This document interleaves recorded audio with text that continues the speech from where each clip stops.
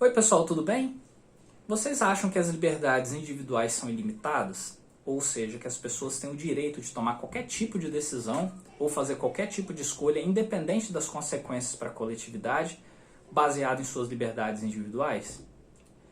É importante a gente refletir sobre isso antes de olhar para a decisão do STF que aconteceu nessa semana em relação à obrigatoriedade da vacina contra o coronavírus. Na verdade, o que o STF decidiu foi que os estados no Brasil têm o direito de aplicar sanções aos indivíduos que optarem por não tomarem a vacina porque têm direitos ou liberdades para isso. No fim, a termo, acaba sendo, sim, uma obrigatoriedade indireta, né, já que você vai aplicar uma sanção caso o indivíduo não tome a vacina. Então, acaba sendo obrigatório.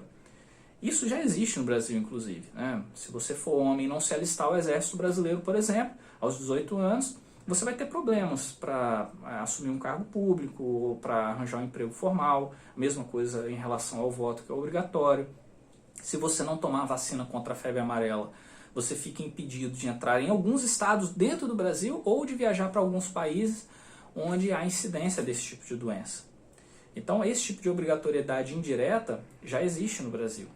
Por mais que isso gere algum tipo de desconforto para as pessoas que são liberais, que acham que o Estado não teria esse direito de obrigar as pessoas a tomarem uma vacina ou fazer uma escolha da qual não se sentem confortáveis, é preciso também olhar para a garantia técnica jurídica que baseou a decisão do STF. Simplesmente olhou para uma garantia fundamental que está prevista no artigo 5º da Constituição Federal, que é o direito à vida, e disse que ela é mais importante que o direito à liberdade de outras pessoas. Há, inclusive, para vocês que são liberais, né, ou para as pessoas que se dizem liberais, um pensador francês, que é o Alex de Tocqueville, que da época da Revolução Francesa já dizia que as liberdades individuais não podem superar, né, a liberdade coletiva ou os direitos e garantias fundamentais da coletividade. Nesse caso, especificamente, a minha opinião ou a sua pouco importam, porque o STF sim tomou uma decisão técnica, deixando a decisão política a cargo dos governadores. É óbvio que você tem o direito de não concordar ou de opinar de forma diferente, mas as coisas são como são e não como a gente gostaria que fosse.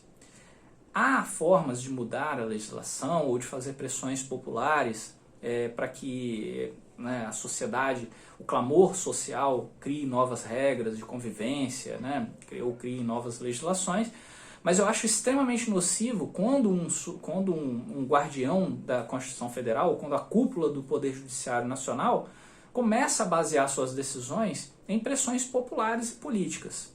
Então, nesse caso, penso eu que tecnicamente acertou o STF ao tomar esse tipo de decisão.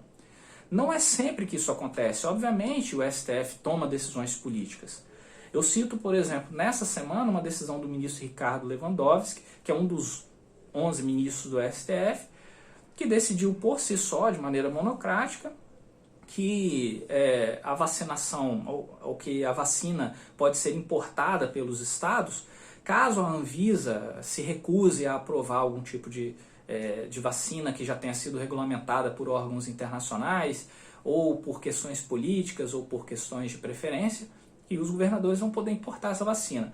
Eu acho que nesse caso, sim, o STF, ou no caso o ministro, tomou um partido político da sua decisão, tomou um lado e acabou ficando do lado dos governadores contra a Anvisa e contra o próprio presidente da República.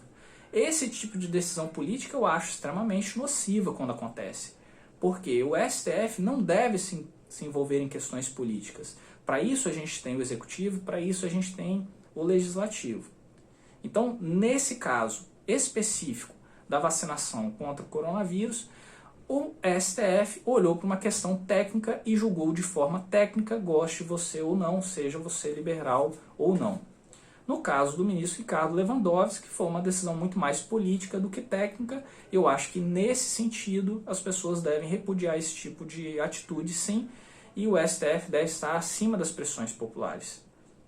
Ao longo de sua história, o STF tem histórico de julgamentos polêmicos, que despertaram paixões nas pessoas, mas que a fim e a termo também foram pelo lado técnico.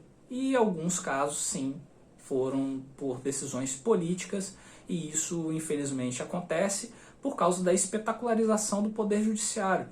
Se você for olhar desde a TV Justiça, os ministros do STF começaram a acreditar que eram os heróis nacionais, e as pessoas também começaram a tentar convencê-los de que os eram.